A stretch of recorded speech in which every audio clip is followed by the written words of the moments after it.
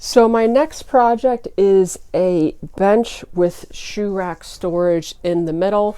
This was what I consider to be a very easy project. I made this entire piece out of 5 cedar 2x6s. I chose cedar because I've made furniture for this customer in the past. Kind of matches that furniture, but also because I knew it was going to be clear coated. And even though cedar will be more expensive than buying, say, a pine 2x6, which you could make this out of pine if you want, any dimensional lumber will really work for this, as well as hardwood if you want to make it out of hardwood. But the cedar won't be as expensive as hardwood, and it finishes really nicely. It kind of turns a very, very rich, almost rusty sort of orange, which just reflects the light quite nicely. So like I said, this is going to be a pretty simple project. I haven't started editing the video, so I don't know for sure, but I think this might only be one video. It might be a 2-part series, but I'd probably not. It's all done with joinery, but simply done. I didn't have to cut any joinery per se. So the top kind of looks like box joints on the top, and then the sides where the slats, where the shoes run through the piece, looks almost like through mortise and tenon. So if I turn it, you could kind of see how nice that joinery turned out on the side, as well as the fact that I didn't have to use any hardware in making this, and it's going to be super solid with all of that surface area for the glue I used on this. This piece will have plans, and like I said from the dog casket videos, going forward the plans will cost money, and that's mainly because I don't make plans before I make these projects. I work off of designs in my head as well as images the customer sends me. So I don't draw up plans with dimensions before I start building. So the added time that it takes to then convert all of this information into plans is quite time consuming, and I just couldn't justify doing it without tacking a cost onto it. But the cost of the plans will be reflective of how long it takes to make them. And this project was easy to build, and it transferred into making plans quite easily as well. So this one shouldn't be super expensive at all. And I believe I'll have these done by the time this video goes up, so there should be a link in the description if you want plans for this. But like always, personally, I can make stuff like this watching YouTube videos. The information for making this will be in the video. So if you're a visual learner like myself, you won't need to purchase the plans to build this. And then also with this project, a backdrop for the piece is going to have this cedar planking, and there'll be a cap on the top with some hooks in it. This I made out of cedar decking, so it was like 1 inch thick. I ripped it down into 1/4 inch strips so it fits in their space. And then I put a rabbet on the back side as well as the front side so that all these panels will link together. I wasn't actually going to film this, but I decided to film this because I think people might glean some information off of it and be able to utilize it even if you're not making cedar planking per se. So this will be a video as well, and if this isn't a 2-part video, this will be posted next week. So like I said in the intro, the bench is made out of 5 2x6x8s. I went with 2x6 lumber because this is just showing you what I'm making the cedar planking out of. That's not going to be in this video. But I go with 2x6 lumber because, like pine as well, 2x6 lumber is going to usually be a nicer grade than 2x4s. So that is why I go with that. When I'm making furniture out of pine, I usually go with 2x6s instead of 2x4s. So my rough dimensions are going to be height 19, depth 20 inches, and width 36. So obviously I didn't know my dimensions going into this because, like I said, I build stuff in my head.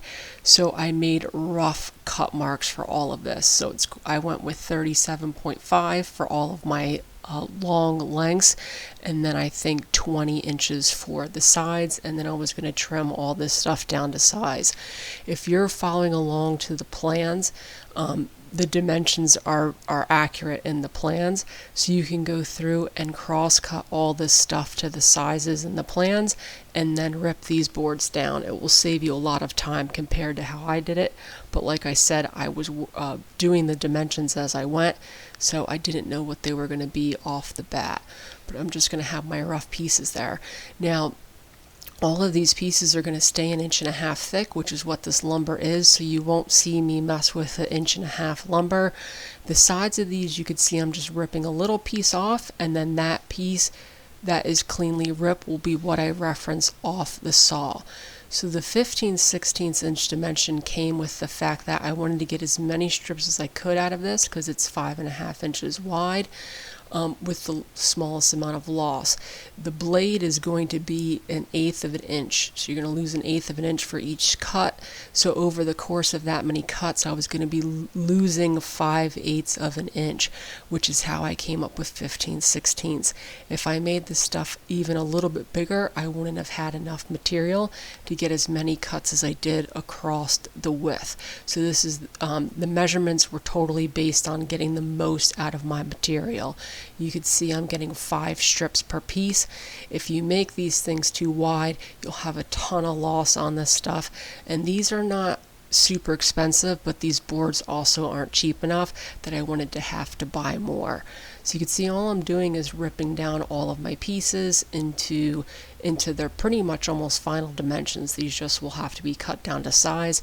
You can see in the frame to the right hand side, the little strip is all that I have left over. And then this is going to be my initial stack. And like I said, these are just a little bit, it's like 1/8 of an inch piece is left out of all of that lumber. And I actually save stuff like that to use stirring sticks and whatnot, so I don't have to use it. And this is a really nice grade of lumber. You could see without jointing or planing it, just ripping it down, there's no huge gaps in any of it. So I rough laid out my 2 frames. There's basically going to be 2 frames to create the overlapping box joints at the top edge. So you can see one leg will be longer, one leg will be shorter, and then conversely one top end will be longer and one top end will be shorter. And that's a very simple way to create a solid joint on the side that kind of mimics a box joint without having to do any sort of cutting with it. So you could see after that I needed 21 slats to get the 20-inch depth I needed. So I'm going to be cutting 11 of them at 36, 10 of them at 33. My sides, one can stay at 19, and the other one I'm going to be cutting at 7.5. The 7.5 is going to be accounting for the 1.5 inch I lose off the top. And then you could see I'm laying this out. I usually don't do this in a shop, but for the video's sake, I'm laying out for the short side of the top. I'm going to lose 1.5 inches on both ends, so that's where the 33 will come in. So it's going to be 36 minus 1.5 inches, and 1.5 inches is 3 inches, which will give me the 33. So then I could go through and cut all of those down, 10 of them down to 33, and you can see with my little rough spacers in place, they'll be the exact same length as 36.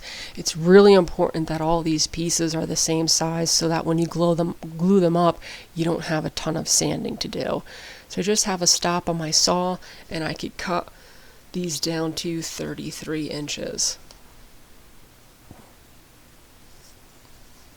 So once again, you could see I have the 17.5, and I needed 22 of those, and then 20 of them are going to be at 19. So once again, I could cut all those down. So this is the part where if you're building this from the plans, you'll have cut all this stuff down to these dimensions in the beginning, and once you rip them, everything's to size. So you can see the 17.5, the same principles. I'm losing 1.5 inches off the top as designated by this little piece of scrap. And 19 minus 1.5 is 17.5. You can set up the stop on the saw and then trim all. I think there was 20 of these down to size. So pretty simple stuff. I'm just going through my stack because, like I said, that stack is all the exact same dimension. So then those are my long tops, the short tops, the long sides, and the short sides, and that is going to give me my rough frame. You can see how the short legs goes with the long tops and the long legs goes with the short tops to create that box joint-like effect. Now for this, I'm putting slats on it so that it could hold shoes. If you don't want slats for the shoes, this is probably sturdy enough to get away without any sort of cross members. You could keep it a fairly simple bench. So once again, to save on material, what I decided to do was take the pieces I already had, and I'm going to split this in half, and then that is going to give me my shoe rack slats. These are going to look kind of thin, but they actually ended up being just about perfect. They're strong enough to hold the shoes. You can see it's really important I'm keeping these at the same depth as my other pieces, so that when I cut those slats, everything lines up perfectly. Now, I had enough material, I could have made these as thick as I wanted, but I liked the way they looked cut in half. So you can see I have that set up, and these were, I believe, in the plans I think I have 11/16, but once it was said and done, these were 3/4 was the change in dimension there.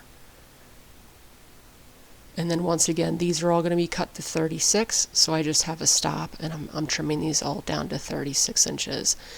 So I have to cut out 2 sections in order to fit my slats. So that's what I marked up on here. It's pretty simple. I pretty much wanted it to be 4 inches from the bottom, and then a slat, and then I think there's 5 inches of space, and then a slat, and that was based on the current shoe rack the customer had, so that I had even blank spaces essentially. And then once I did that, I made a master cut so that when I start cutting off of the pieces that I'm going to have in the saw, I still have this original that I could use as almost like a story stick in order to get my marks right. So the first cut is just going to be chopping off the bottom. This was pretty easy. Now, all of these cuts, I give you measurements for the final sizes of all of these. If you mess up these cuts, the last cut is really the most important one because that will decide your final height. So you'll see how to make adjustments to that at the end if you need to. But all I did, you could see I have the stop and I just keep moving it. So now this is going to account for that 3/4 inch slat that goes across. So I'm just cutting out a little piece. That's all I'm doing with this. So there you see the bottom, you see the gap for the slat. And then I'm going to cut another piece and then another slat. So once again, I use my original stick to set up my stop lined up with that bottom mark, and then I could go through and cut those as well. Like I said, pretty simple stuff once you have all the numbers. This thing really went together by itself. And you can see the second slat in place. Now what I'm doing here is I'm marking where the slat is because my pencil mark was a little bit off on that one piece. So I'm marking the thickness of the slat, using that to move the depth stop a little bit closer, and then I'm just cutting off that little nub on the top as well. Now after the first cut, I went through and I put this next to the piece I had to make sure they were the exact same size. So this last cut is where you can make corrections. You need it to be exactly 19 inches to keep with the height of the bench, and all the 17.5 pieces are already cut. So like I said, that last piece, if you line all that up and it's a little too short or it's a little too long, you can make adjustments cutting all the last pieces of this. So you can see I'm just cutting that little nub off, and then there are all of my slats. So then I could set this all up. You could see I have the short piece, the middle size piece, and the longer piece on top, and that will create that through mortise tenon-like look. And then I could just keep stacking all of this stuff up as I go. I'm skipping every other piece, obviously, which will give you kind of the hollow space between the slats as well.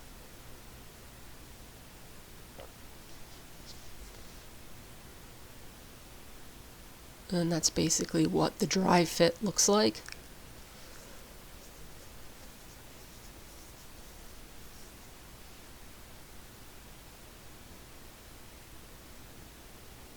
And then I could start gluing this stuff together. I glued this together in sets of 5 to make life easier and to make it more accurate. It was really important that this stuff stayed as square and as possible.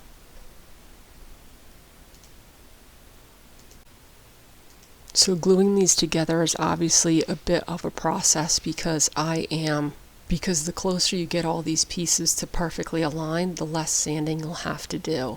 So I'm putting glue on all the end grain and working. This is a slow process because I'm taking all these pieces off the stack on my workbench. It was the easiest way to keep everything in place. And you could see that inner frame, like we've talked about, is 33 inches.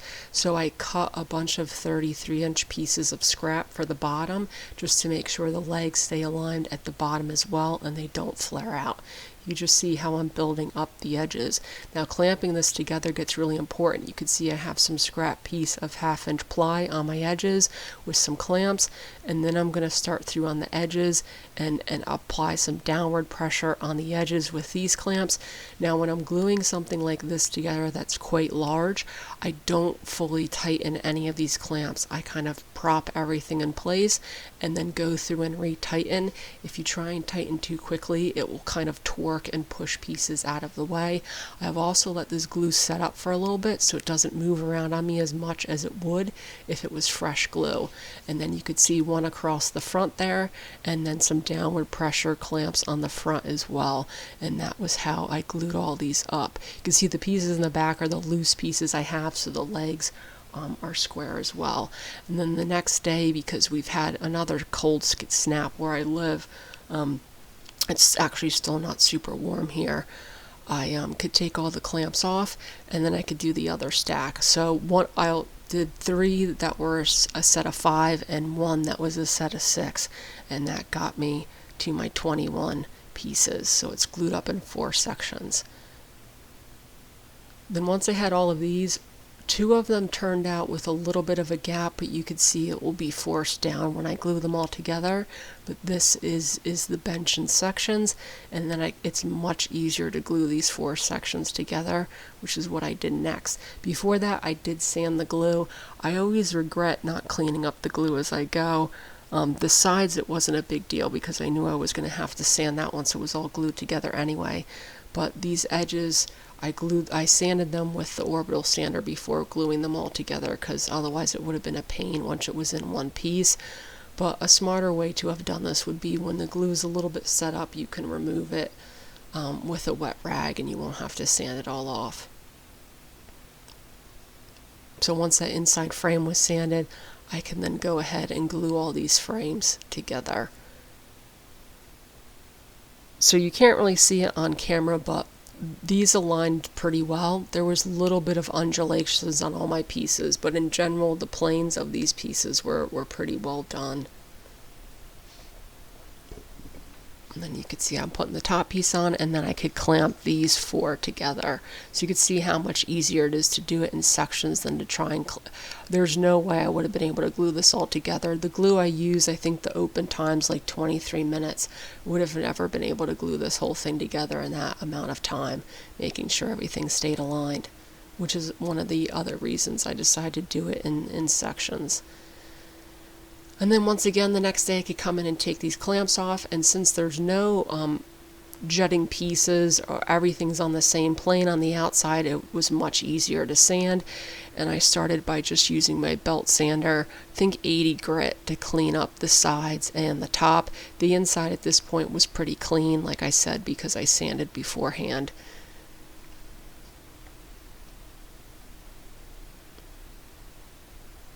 And then there is the belt sander cleaning up the top. This was very quick work because cedar is a softwood, but it's also not extremely dense. Some softwoods are denser than others, so it's not extremely dense, so it sands really nicely. And then obviously I sanded the tops and the top and the 2 sides with the belt sander, and then I finished it up with 120 grit on the orbital sander. So like I said, you could see how nicely that cleaned up.